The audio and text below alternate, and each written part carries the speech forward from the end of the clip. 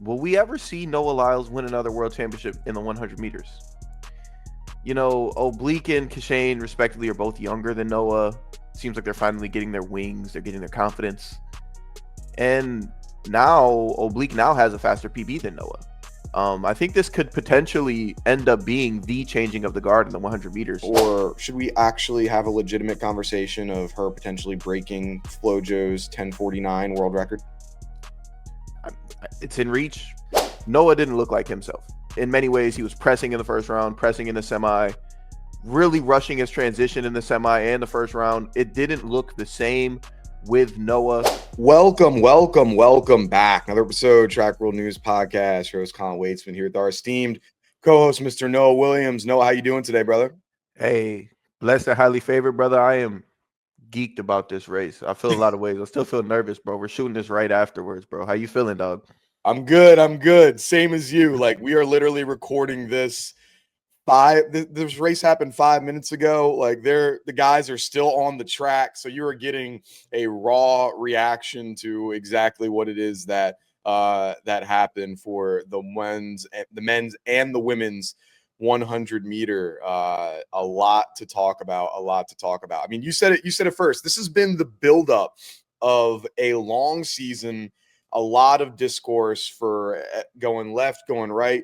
Where would you say these 100 meters ranked? Like top, like what, or like did they hit the expectation? Like 10 out of 10 races, 9 out of 10. What would you say these races rank for you? Since I started following the sport heavily in 2017, first reaction, this has been the most fire 100-meter finals since 2017. Men and women respectively. Like, obviously, starting with the women. Melissa Jefferson-Wooden, 10:61. Bro, championship record obviously is absolutely incredible mark. Third fastest time or third fastest woman ever. Absolutely incredible. So on the women's side, you can't ask for anything better. And we had more parity than we thought with Tina Clayton coming through. So Jamaica had themselves a day. Obviously, Julien Alfred third, Jacory Richardson fifth. Like, that was incredible. Sharika did her thing too. Moving to the men, bro. I'll let you take it because I'm just exuding excitement right now. So I'll let you Yeah, I take feel like we're gonna be jumping around this whole time. Like, it's not just gonna be a, oh yeah, let's go over the one thing or whatever. No, it was a lot. I was excited about this. I mean, we talked about the how this was going. There's so many storylines for whomever it is that wins, and like no matter what, like you could really tell an incredible story of it, and that like fit this bill completely. Like on the men's side, you had Usain Bolt calling it before the race, where he's like, it's like Jamaica's going 1-2, and Oblique's gonna end up winning it. So you got the greatest of all time calling it out. You've got the guy who hasn't been able to get over the hump finally winning. You know, Noah loses for the first time in a world championship in the 100 meters. Like, there's a lot of stuff to go on there. Let's see Tobogo getting yanked out of the race when before with false starts. So there's that. On the women's side, like you said, Melissa Jefferson continuing her dominance this season as being the solidified greatest 100-meter runner this year. Amongst track and field, third fastest of all time, now throws her name in the hat for that potential. Can she break the world record? Well, I'm sure we'll talk about that in a bit too. But like, I think, like you said, this fit the bill for an exciting championship. The only thing that I would say of like why it wasn't perfect for me is I wanted them to have like allow a little time for this thing to breathe. Like, they went right from the women's 100 straight to the men's 200 100, and there were like no interviews, no nothing, none of that in between. Like, if you go to like the other championships and other things like that, we're getting like in other, like in the heats and everything, you're getting the like reaction and post race interview and everything. Like, it would have been nice to allow us to break it down a little bit and like let really appreciate what you saw instead of just going from one to another. I'm nitpicking a little bit here, but overall, like, fantastic championship. Really enjoyed it, and it was a lot of fun for sure. I respect the take, but um, we both got 6 for 6 medalists, I believe. I think we both went 6 for 6. Wait, let me see. Wait, I needed to check. I forget my woman medalist. Wait, let me check. I can't remember if I'm pretty sure I put Tina Clayton. Let me just confirm. I don't want to take glory and then everyone's like, Colin, you lied to the people, just allowing Noah to say that. No, I picked TT Terry. I remember I picked TT. So you got it. Okay, so I got 6 for 6. So for everybody, and I see it on the Instagram comments. I look at the comments. Y'all love just to call us or me. I can only speak for myself. Y'all like to call me crazy, but 6 for 6, obviously getting the winner correct in both instances. 2 and 3 was a little different. Okay, cool, whatever. I want to talk about the men's just a little bit because this has been a debate with my group chat over the last since they did the first round. Noah didn't look like himself.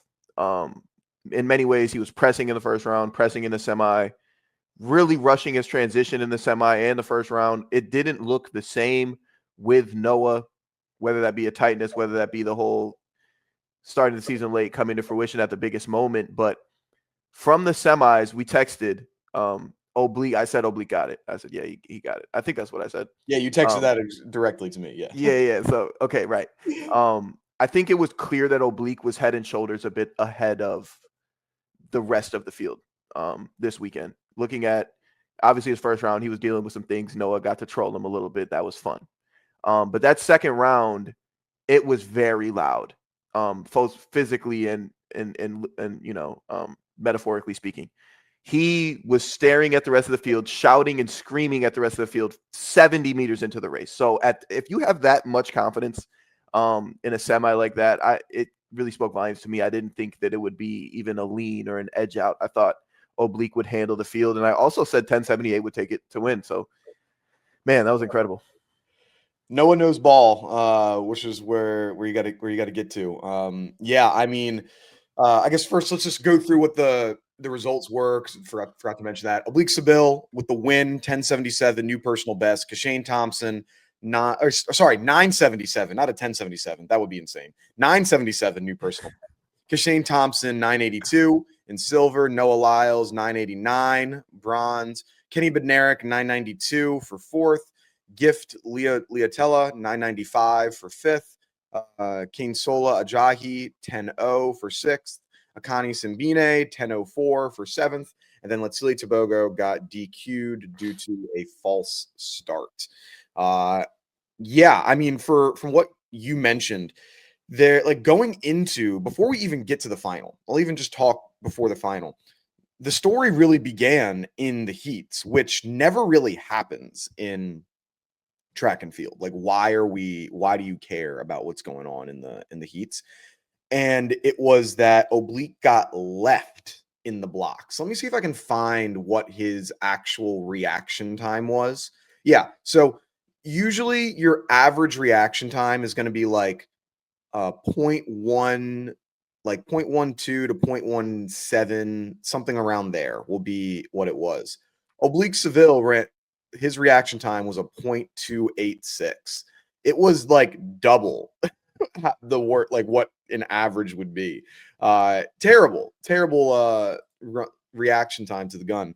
And yeah, Noah even said, he's like, oh, I'm not surprised. We'll see what he does in the final. He's a gamer. I think that lit a fire under him of like, oh, like you're talking trash, like, and I've beat you already this year. Like, I'm about to show you what like a bad start looks like. And then he beat Noah handedly in this race. Just going into each round, it was just a great performance from Oblique for the mental games, I think. And then, like you said, just banging his chest with 30 meters to go, staring everybody down, cruising into that victory in the semis. Like, that was a unanimous win. And I didn't believe. I was like, no, I think I thought that he was going to fold like he had done in the past, but he showed up, and I think it's, his time's now, man. His time is now. Both said it, bro. That was a nice line. And so after watching this, I got to thinking, will we ever see Noah Lyles win another world championship in the 100 meters? Oblique and Kishane, respectively, are both younger than Noah. Seems like they're finally getting their wings. They're getting their confidence. And now Oblique now has a faster PB than Noah. They've kind of conquered the Titan. that was ahead of them for years now at this point. But I think this could potentially end up being the changing of the guard in the 100 meters for Oblique Seville. In order for, you know, media members like you and I and the rest of the sport, coaches, fans, people, to become legitimate believers in Oblique, to be that guy to not only run fast in May and June, but now he's the guy. He's the world champ. He's the fastest man in the world. So, like you said, there's tons of storylines that are coming from this race, but you know, that was kind of my thought as things are winding down a little bit. Yeah. I mean, it's a good question because there's no world championship next year. Right. Noah's 28 now, so the next time we see him on the track, he's going to be 30 running a world championship. Yeah. And it's not easy to, like, sprinting is a young man's game. And so not only do you see the guys that are really at the top of the line right now, you also see who are those guys that in 2 years from now could be some real competitors. You know, whether they're some of the freshmen in college, sophomores in college, you know, some of these high school kids that are going to be, you know, at that point, they're going to be 21, 22. Like, that's prime age for a lot of these guys to be. Well, I guess probably if you're high school, it would be what, 19, 20.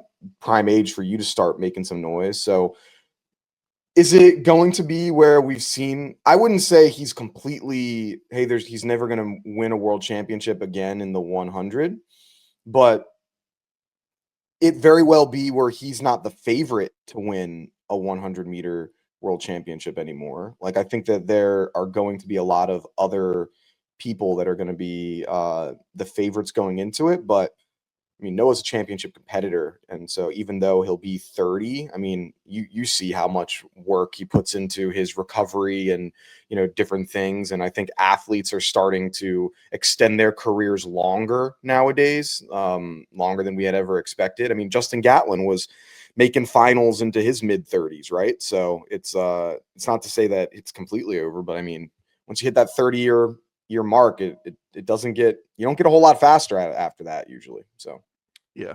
Noah's a exceptional competitor, but I just wanted to share that because that was just my initial thought, you know, after.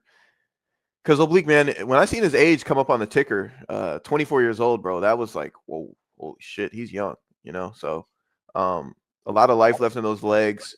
Do you want to switch back over to the 100 on the women's side? Is there anything else that you wanted to get off your ooh, chest or anything I you've had seen? some. I had one or two more things though on the men's side before we switched over. No, all good, all good. I wanted to talk a little about Kishane now here though, because this is once again Kishane comes in second place, and he had the fastest time in the world. He is the favorite going to this championship. He beat Noah in the regular season here. You know, the Olympic and former world champion, and he's, you know, he should have more tenure, you know, and be more confident going into it, beating Oblique Seville, but comes in second once again. Is this something that we should start to have some concern of like, hey, is he going to be able to get over the hump to be a champion, or is this going to be more of a, you know, bridesmaid but never the bride type situation? It's a good question. It's a fair question now. I believe this is only his second uh like major championship. So for him to get second both times is immensely impressive. So congrats to him. Maybe he gets buried in that second place spot, but obviously I think he has the talent and potential to win. Like, I think he's going to be a competitor for the next 3 to 5 years, or in contention to win every single time. So I don't want to say he's going to be continuously the bridesmaid and not the bride, but 2 years in a row, he's lost on two completely different type of races. One might have been where the experience didn't quite get to him, and then this year, today, I would say he just wasn't. Oblique was the better man today. That's what I would say. That's kind of how it went down. Yeah, because like when I look back at this race, I mean, Noah and Kenny had like I looked back at them. They had the two worst starts in this race. They Right. were out of the contention to win after 5 meters. Like, I saw it, and like I know Noah is a great closer. But with seeing how strong the men ahead of him, Kishane and Oblique, have been running this year, and how they're, even just this day, with earlier on, it's going to be a tough call for them to be able to get back, for him to rile them in. But Kishane, if I remember correctly, was leading the 100 through the first 50, maybe 60 meters. And we talked about how Kishane gets tight at the end of these races and he starts tensing up.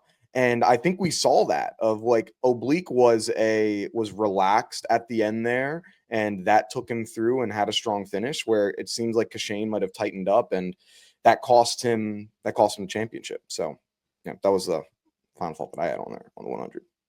Respect. And honestly, bro, in the semi, I thought Kenny looked really good. I thought Kenny You looked also incredible. texted that. Yeah. I thought Kenny did his thing in the prelim. I mean, in the semi, and it was encouraging. And I didn't like, as a competitor, I didn't like how Kishane shut down in the semi. I didn't think that was going to bode well for him in the final, because he got out well through 65, 70 meters, and kind of just gave space for Kenny to just do his thing.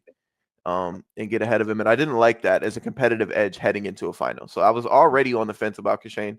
So seemingly to me, there's still a couple mental tools for him to sharpen up on in the future. Obviously, physically, as he was lined up in the semi, I texted my other homie. I said, yo, the Redskins could use him, or the Commanders could use him at running back. But yeah, man, incredible final. Like I said, I think altogether, men and women, it was the best I've seen since 2017. Now I forgot, this will be the last thing before getting to the women's one. What does this mean for the 200? So Letsili Tebogo, Noah Lyles, Kenny Bednarik are going to probably be the three big competitors that were in this 100 that will be in the 200. What do you think? Let's start with Letsili Tebogo with a DQ. What does him DQing here? Do you think that's going to help him to be even better going into the 2, or you think that's going to hurt him at the end of the day? I certainly think he's going to frame it in a way that it should help him.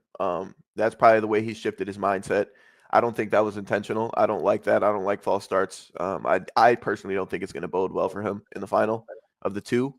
But maybe he's trying to use this as, oh, I've got one less round under me, trick the mind a little bit, probably is where he's going to go. Yeah, that's what I'm thinking. I'm thinking it's not going to be good in these marks. And for Tebogo what I'm trying to think is where why it happened. And because usually if it's really close, it seems like, oh, you're trying to time the start.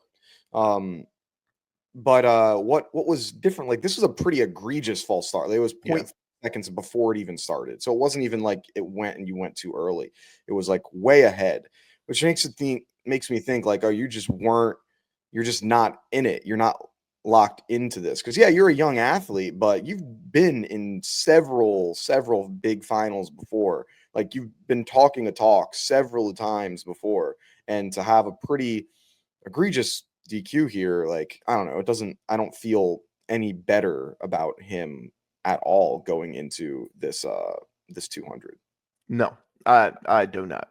Yeah. For Noah, I feel great about Noah heading into this 200 final. Obviously, he's pissed. He got third, but he also ran a season's best in the 100. So that speed is finally getting there for him. So, he's already cleared the whole field this year. So I think he's going to do it again in the 200 final. Maybe Kenny gets second this time. Maybe there's a little bit more parity with that. Maybe Tebogo misses the podium, who knows? But Noah's 100% the favorite for that too.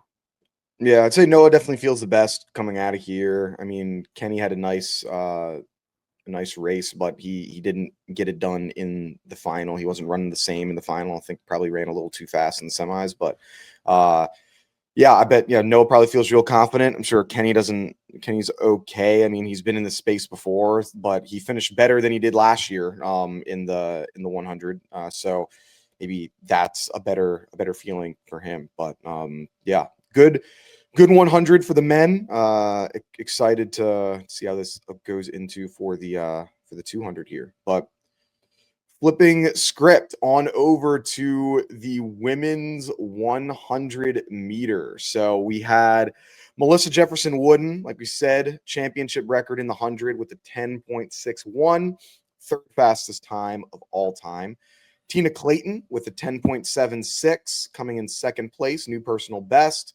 Julien Alfred, 1084, coming in third place. Sharika Jackson, 1088, coming in fourth. Sha'Carri Richardson, 1094, season's best, coming in fifth. Shelly Ann Fraser-Price, 1103, coming in sixth place.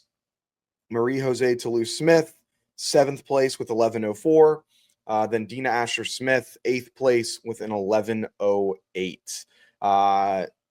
Melissa just dominated this 100-meter season. Really not close for her. What was your takeaway seeing this final? First reaction? She's really her. Like this we are witnessing history. One, Melissa is really her. She kind of broke Julien in a way. Yeah, she's special. She's the one. Like what else do we need to see her do, dude? She just ran 1061. Like I'm definitely excited for the future and seeing where she could take this. I think she's like 25, 26 maybe. 24. I think she's 1 year younger than Julien Alfred. Yeah, she's 24. That's crazy, chat. But yo, so yeah, needless to say, bro, she's got potentially more places she can take this. But you know, for the moment, this was history, bro. So 1061 was incredibly special. Yeah, I mean, she separated herself pretty quickly from the pack. It wasn't really even that close from her. And like I said it last week in my podcast, in the podcast, of like, she's going to win and it's not going to be even remotely close. Now I thought Julien would have ran a little faster, coming in second place, but the sentiment still stayed the same of it. Like, she just like putting herself in another tier. At this point, I mean, with how fast and how consistent she's been running, and the fact that she is just 24 at this point, is she gonna be in contention, or should we actually have a legitimate conversation of her potentially breaking FloJo's 1049 world record? It's in reach. I don't know how much faster she can get, but she's young, and I would say it's in reach. Crazy to say, absolutely absurd to say, but yeah, it's in play. Who's second fastest ever? Carmelita? Was that I thought it was from Elaine Thompson Hurrah when she Oh, ran that. Elaine. Did she run 10:55? 10:05. Yeah, it was Is that like what it 10:05. was? Yeah, at pre a little while ago. Yeah, so she, I mean, yeah, she had a crazy, like, she's in a position where she could, if given the right scenario, and with if everything kind of if the cards fall in the right way, like, you could do it. You get a +2 headwind, or sorry, Tailwind. +2 tailwind going into the race, and you run your tail off and have, a 10:55-esque type of performance.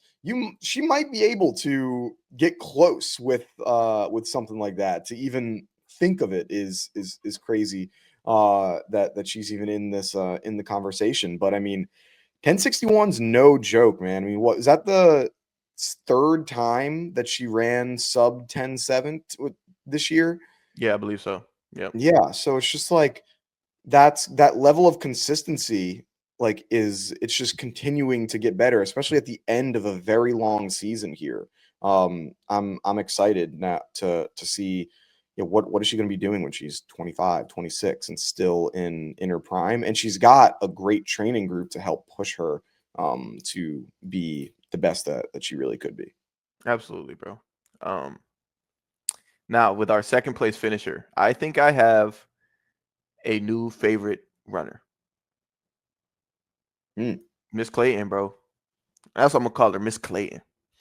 Look, I watched the semi. I watched her semi.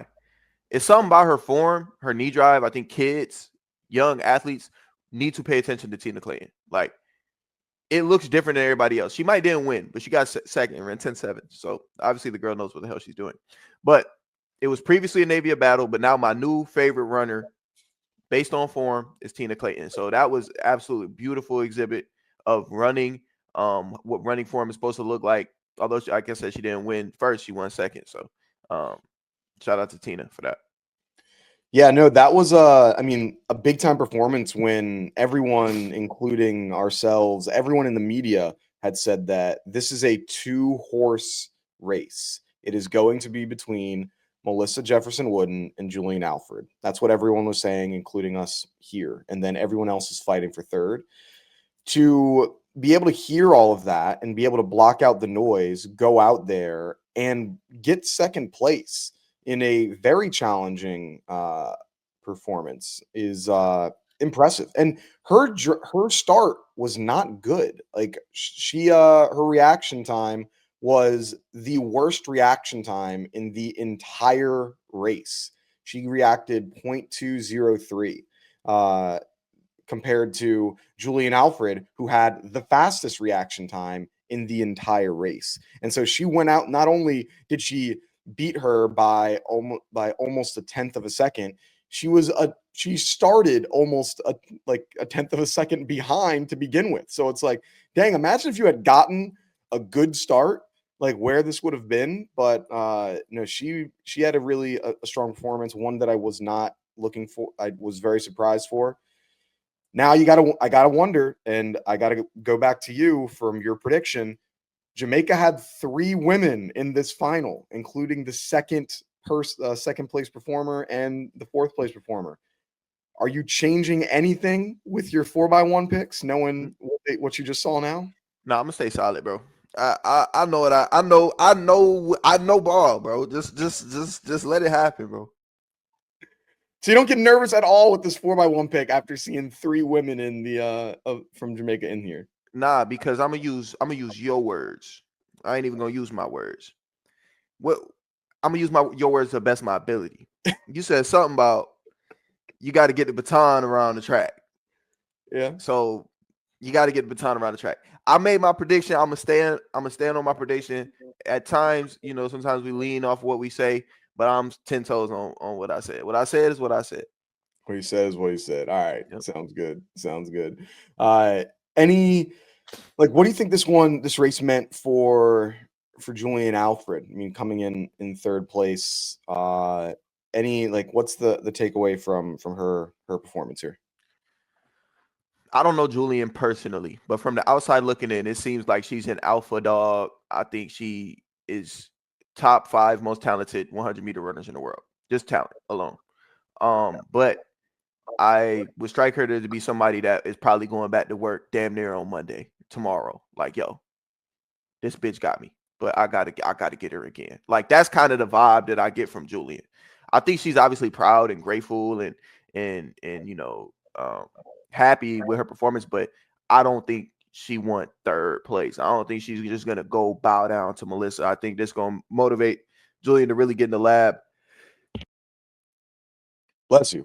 Excuse me. Thank you, brother. I think it's really going to put Julien in the lab and get her ready for 25 or 26 and then 2027, obviously leading into 2028. So I don't think she's going nowhere. I think she's going to double down on herself. Mm-hmm. Yeah, and going into the 200, which I think is her stronger event, I'm sure she's got. I mean, it's hard to say you're going to have a ton of confidence when a person that beat you runs the 3rd fastest time ever in the 100, and she's been beating her this entire year, so it's hard to say there's a ton of confidence there. But I mean, it is her stronger race, so I'm sure she probably has some type of good feeling. But like you said, I think it'll be we got to get back to work. There's too much stuff to do. We need to be like checking on all cylinders come the 200 here. Oh yeah, bro, but that 200, bro, forget about that too. Melissa getting that belt out again, bro. She's not done. Like, shit. Bro, Melissa is about to get that belt out in the 200 for real, bro. Hey, we might see some shit, dog. Like, when I say some shit, like we might see like we just seen 1061. We might see. I would not be surprised if we see 2168, bro. I wouldn't be surprised to see 2168.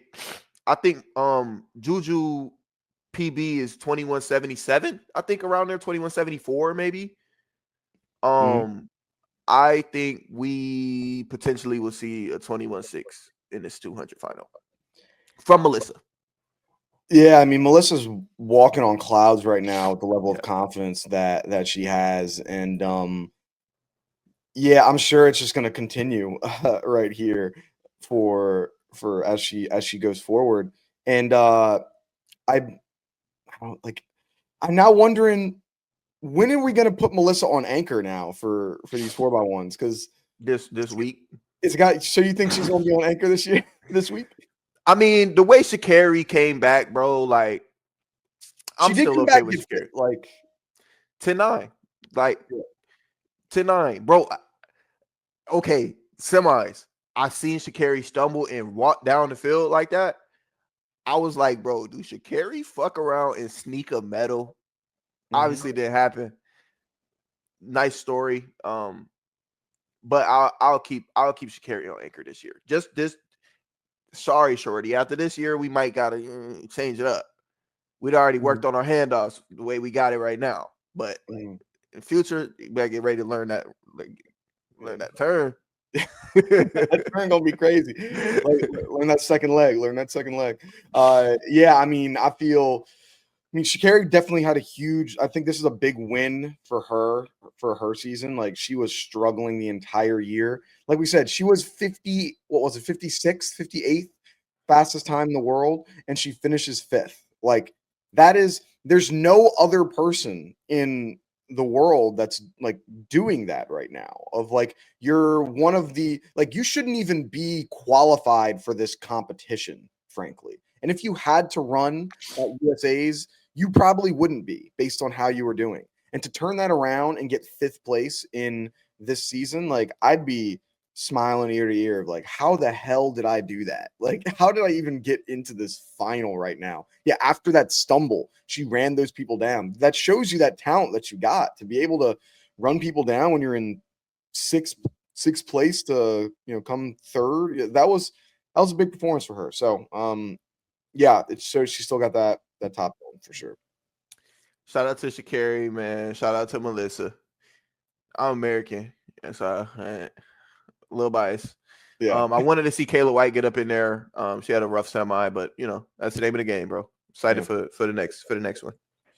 Guess one last one on the women's 100 here. Just we saw the final 100-meter race, final individual race from Shelly-Ann Fraser-Price coming in sixth place, capping off what has been a tremendous career from her. 38 years old, multiple time, one of the fastest women of all time. Probably will go down right now as one of, if not the greatest sprinters, especially on the women's side ever. How did you I mean, obviously we talked about it. It's really hard to have retirement tours in track and field. It's a challenging thing to do, but overall, like I'd say this was still a strong finish for her. Being 38 years old, still being able to where we were talking in our like when we were texting each other like after that semi, hold on, like Shelly might be able to do something here. Wait a minute, like she could potentially medal. So like to make it a real conversation and not just like make it feel like a charity case going into the end, like that's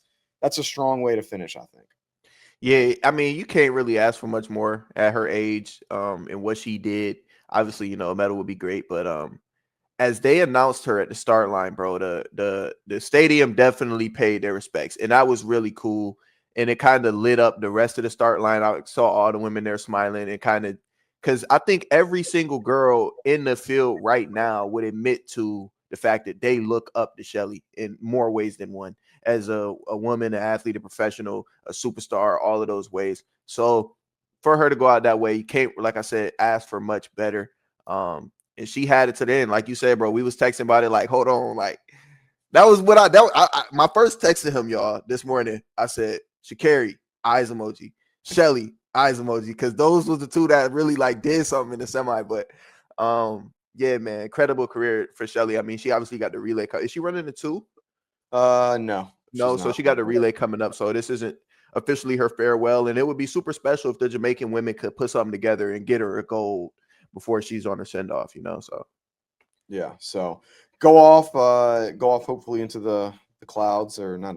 She's the not dead. sunset. She's still alive. Sunset. Sunset. Yeah. Yeah, go out strong, but fantastic career for Shelly Ann Fraser Price. Really great performance as she ends that stuff off. So there we go. I guess we had a few other things. We can go over briefly, because by the time we connect next time, a lot of these races and everything will be done. So the 200 would have been finished, the 400s and all that type of stuff that would have already been going there. But what were some of the takeaways from, we had some of those other prelims in the 400, for example. I think even the hurdles and everything. So any standout performances that you've noticed for those? So there's two. One, we don't talk about this ever, but long jump. Tara Davis is incredible, bro. Like, say what you want to say about Tara Davis, with her social profile and whatnot.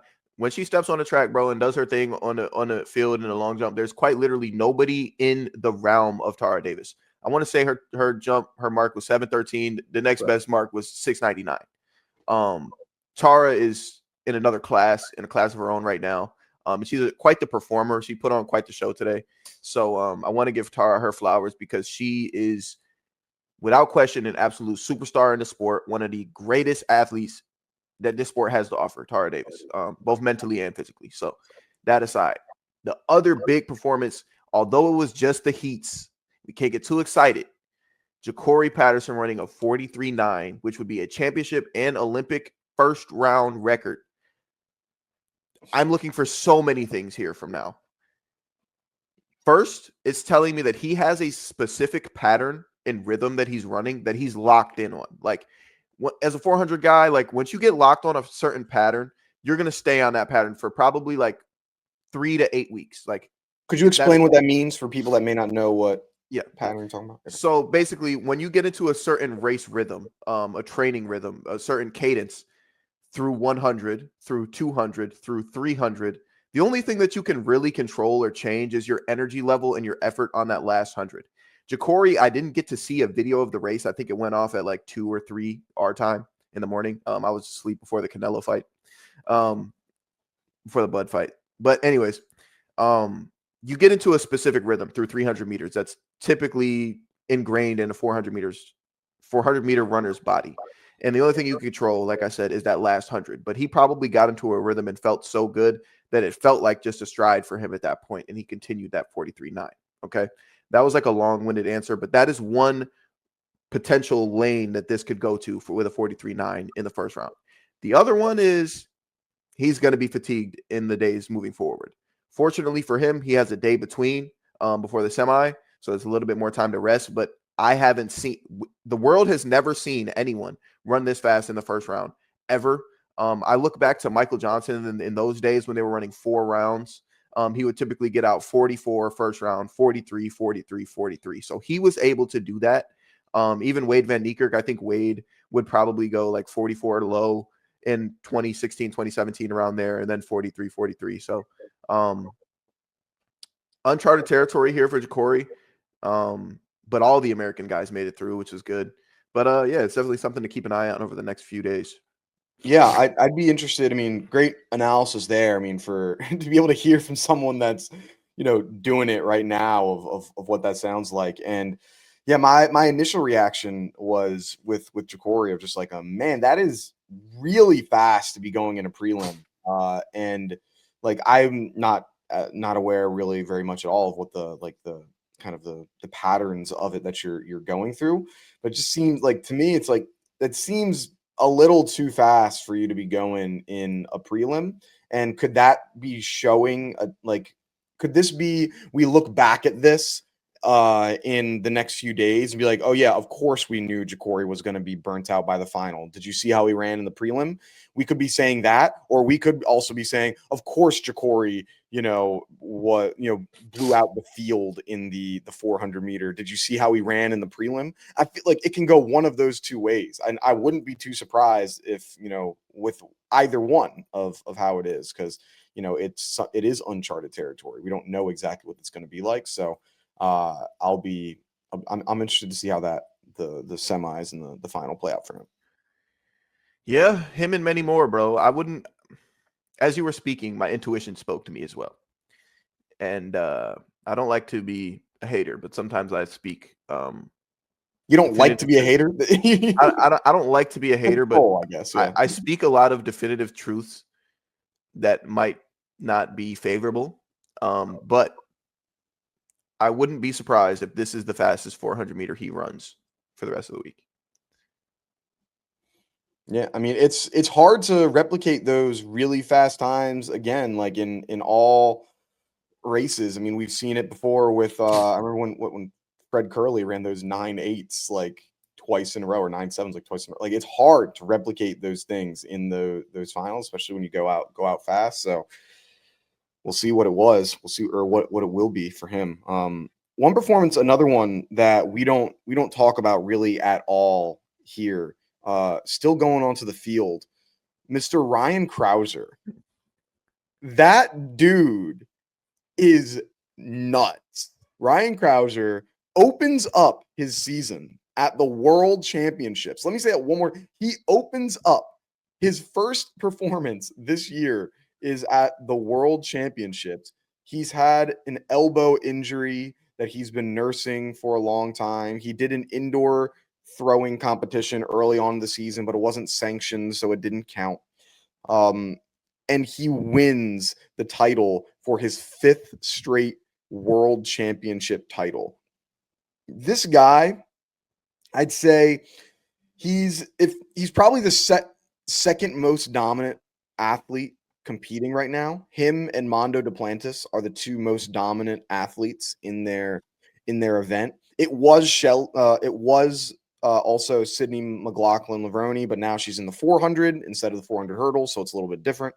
But I'd say competing right now, it's Mondo and it's Ryan Crouser for most dominant. I mean, opening up your season at the biggest meet of the year and winning like that, that's crazy. That's just super impressive for me. Incredible, bro. Incredible. Unbelievable, if you will.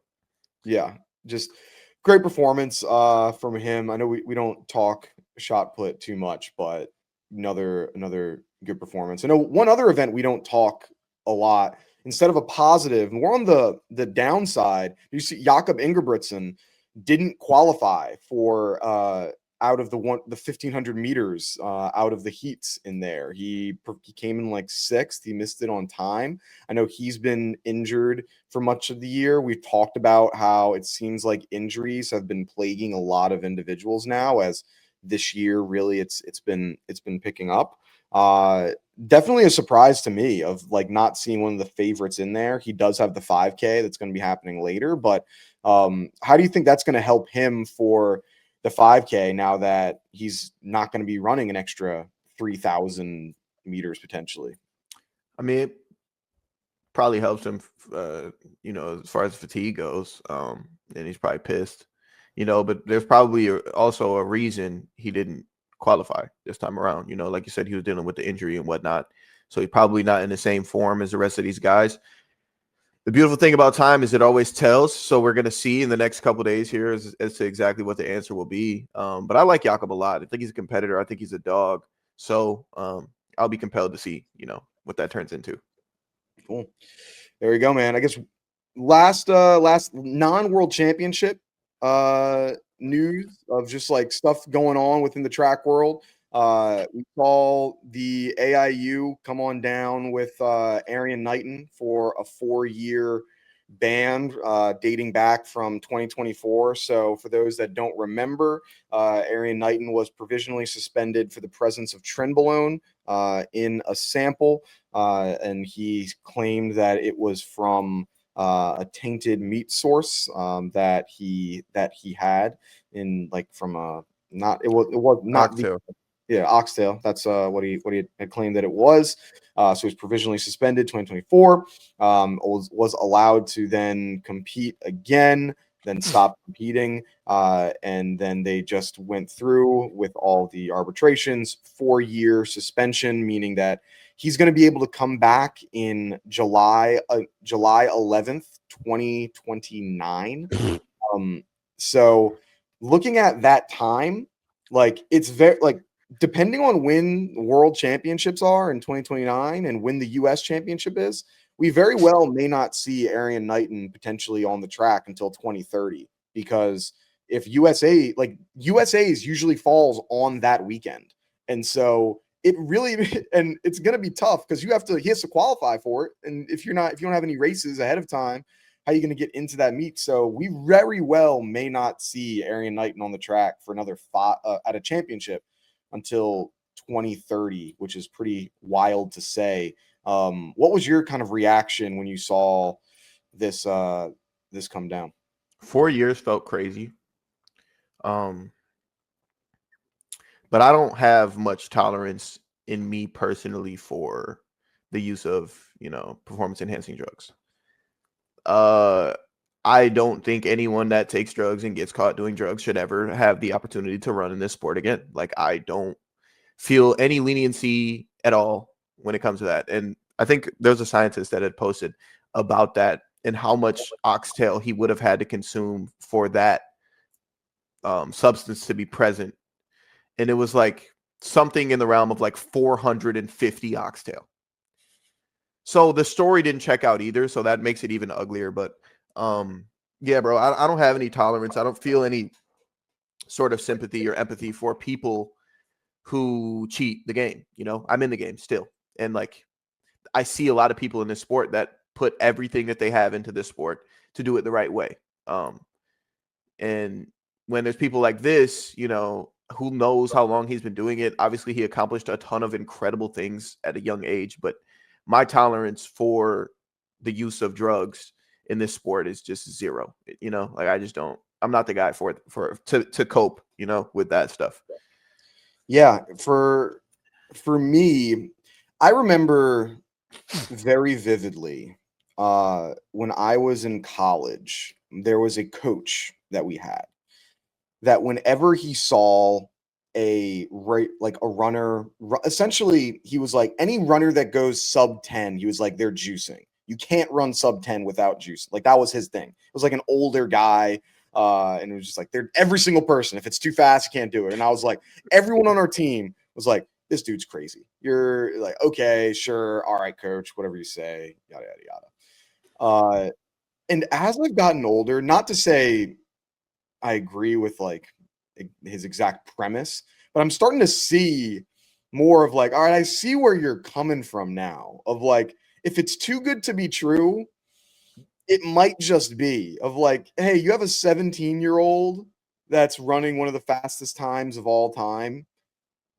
Like, there's a possibility that, it might be too good to be true. And so that's where, and of course, he wasn't suspended or anything from his 2022 performance or 2024. Like, this is as of recent, but is this the first time that the first time that you do something, or do you get caught? Potentially, but also potentially not.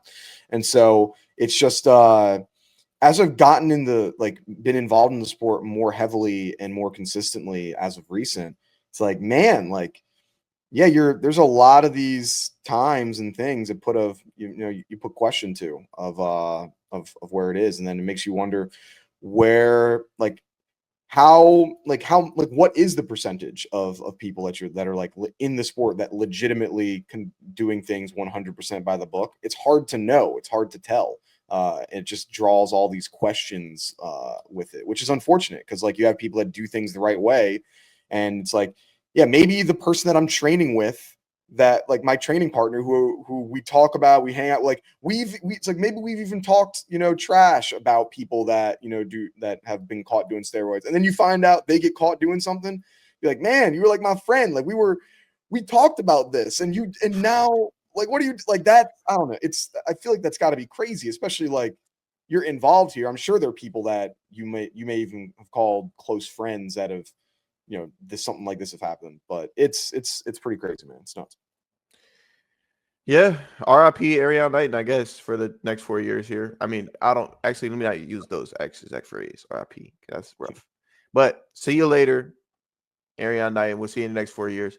When you come back, bro, prove the world that you wasn't juicing, bro. Prove that was your natural thing that you could do.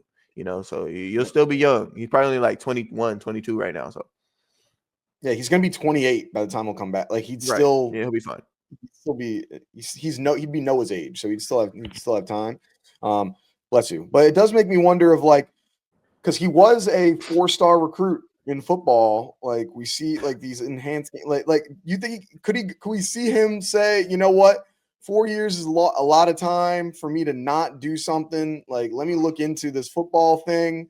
You know, hey, these enhanced games are going next year. Like I might like let me see what this is going. Like I don't know. Like what do you like 4 years is a lot of time to not be making money. Because I'm not sure. Like, do you know like do they like I'm sure you can't speak to exact contract stuff, but do like your sponsors, do you still get paid through if you get suspended? Like I'm not sure if you even know if if that happens. I'm not sure. Like what does your income look like when you're suspended for something like this, you know? More often than not, you will lose your deal over this.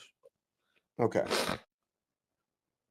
So there you go. So it's like, hey, for 4 years, like you don't have income coming in. Like that's a pretty big deal. Like, so you got to find something to do for a little while. You can't just be, you're not going to just be Uber Eats driving for the next, the next 4 years. So I'll be interested. Let's see. We might be on your next fantasy team for punt returns. Erriyon Knighton. Who knows?